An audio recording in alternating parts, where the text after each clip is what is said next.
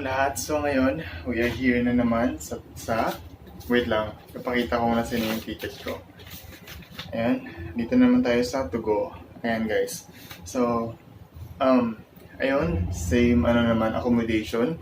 Yung kinuha natin, which is kinuha natin is business class, premium. So, ibig sabihin nun guys, yun yung pinaka-highest na ino-offer ng business class nila. So, na maligaya. Ito yung bagong nila guys. Ito yung bagong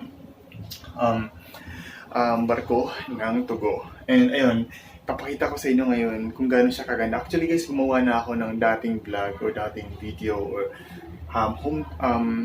room tour sa business class premium ng To Go. So ngayon guys, dito ulit ako napunta pero different room lang. Siguro dati kasi nasa kabilang room ako, tapos ngayon malapit lang din ako sa dati kong room na kinuha nung pagpunta ko ng CDO and pagbalik ko ng Manila. Ayun. So, ayun guys. So, pagkapasok ko ng pinto ay nakikita na yan yung instruction ng kung paano gamitin yung life jacket.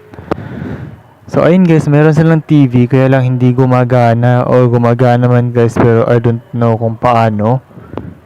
Pero nung last ko, kung pagpunta ko from CDO guys, ay from Manila to CDO, wala silang TV.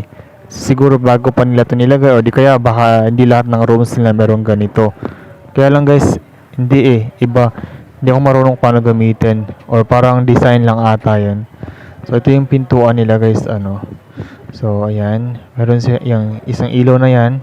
Pagka open mo ng pinto, ayan, pwede mo nang buksan. So ito guys, ito yung parang, so pwede mo silang i-adjust to 1, 2, 3. 3 yung pinakamalakas.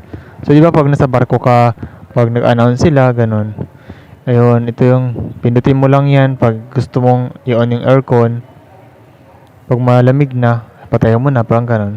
So, meron silang lababo dito guys. So, dito ka toothbrush, dito ka naghugas ng mukha mo, ganun. So, masyadong kasi sobrang lamig guys. Ayan, hello. So, ayan, ito yung binili kong pagkain. Hindi ko naubos to guys kasi sobrang anghang. Actually, isang kagat lang, tas naubos ko isang gatas ko dahil sobrang anghang guys. Parang papatayin ka talaga. So, ayan. Kaya ganito na to siya guys. Actually, marumi na siya kasi napatong ko yung maleta ko dyan. Paalista kasi ako this time guys. Ayan, ito yung mga gamit ko. Niligpit ko na. Actually, nung kakarating ko lang punong-puno yan na pagkain ko. So, ayan. Meron silang ilaw. Ayan. Pwede mong yan, patayin mo yan. So, ayan. Ayan. Pag natulog ka na. So, ayan. Pwede yan dito. Pinatay mo. Ayan. Pag natulog ka. Dalawa yan actually. Dalawa yung na yan. So, ayan. O, patayin mo kung gusto mo nung madilim. Pero nakakatakot kasi ko lang mag-isa kaya gusto ko may ilaw lang kahit konti. Ayan, sobrang dilim na. So, ayun. And then, meron sila dito guys. Ayan, pwede mo itago yung mga kayamanan mo dyan. Charot. O, pwede mo naman na hindi mo na guys kasi super safe naman yung pinto. May susi ka naman. Ganun. Yun. So, pag lumabas ka, ayan. So, sobrang safe. Ayan, nilabas na namin yung mga basura namin guys. Ayan, kasi malapit na nga kami dumating. Ayan, tinatawag na kami. May announcement na ilabas na yung mga basura. Isuli na yung mga susi. Ganun. Ayan. So, may iba guys na, ayan. Hello, bye-bye. So, ayan, nagbabay pa ako dito, Thank you for watching. So, ayun, this time. So, ayan. Ito yung papunta ako ng Manila. Pero same lang, papunta ako ng Cagayan de Oro. So, same lang din yung barko na sinakyan ko kasi ito kasi yung bago guys. So, it means pag bago, maganda pa yung mga makina, yung gano'n, di ba? So, syempre, ayoko naman na magka-problema ako sa gitna ng dagat, di ba? Pero nanigurado na din ako guys. Kaya always kong pinipili yung mga bagong barko talaga ng To Go. Kaya nire-research ko talaga ano yung pinaka-latest na barko na nilabas nila, ano yung pinaka-luma, bago.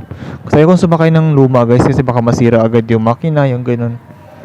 So, ayan, nag-post ako sa TikTok ko. So, ayan. So, hiyang-hiya pa ako dyan guys kasi hindi naman ako ganun ka-confident, to film. Kaya, ayun. Ito yung sa pinakababa, guys. Yung parang receiving area nila. So, pag akit mo, meron sila sa second floor. Ay, actually, hindi naman to. Pang third floor na ata to, guys, So, pag ilagay natin na, ito yung first floor kasi dito yung, So, ayan. Meron silang hagdanan. So, ito yung pang second floor. Second floor guys, dito mo makikita yung yung mga yung mga yung kainan, yung restaurant, yung banda, yung kasi sa first floor doon mo makikita yung salon, yung convenience store, yung elevator and more, no? Meron din TV bar doon. Dito sa second floor guys, dito yung may maraming upuan, pwede kang kumain, mag-snack. May mga CR din dito, meron din tayong may mga din dito guys, meron din mga rooms, no? So ayan. So dito ako always tumatambay guys kasi mayroong mga upuan dito nakita maganda yung sobrang lamig pa dito sa side na to. Ayan. So dito ako always umuupo. So okay, actually ito na yung second time pa lang ako nakasakay sa bagong barko nila na to. So ito yung kainan nila. So dito ako kumakain yung mga nasa economy, yung nasa tourist. Kasi hindi ako pumasok doon sa sa business cafe ganun. So ayan. Ito yung third floor. Sa third floor naman may mga CR din dito pero dito usually may mga kwarto. Ito yung ito yung mamahalin na kwarto dito sa loob sa third floor. So ayan. So ayan sa baba. So pumasok pala ako dito sa CR nila kasi kinuhanan ko lang. Ayun, gusto ko lang makita yung loob. So ayan, ito lang yung lababo, 'di ba? Sobrang ganda. So ayan, meron sila dito mga Ito yung third floor guys ha. Dito yung yung halimbawa mamahalin na room, ganun, nasa 7,000 to 8,000. So ayan, habang liligo ka, pwede mo ilagay yung mga damit mo doon. Ito yung locker nila. So ayan. So ayan, thank you for watching guys and I hope i-subscribe nun, i-like yung YouTube channel ko. Thank you for watching.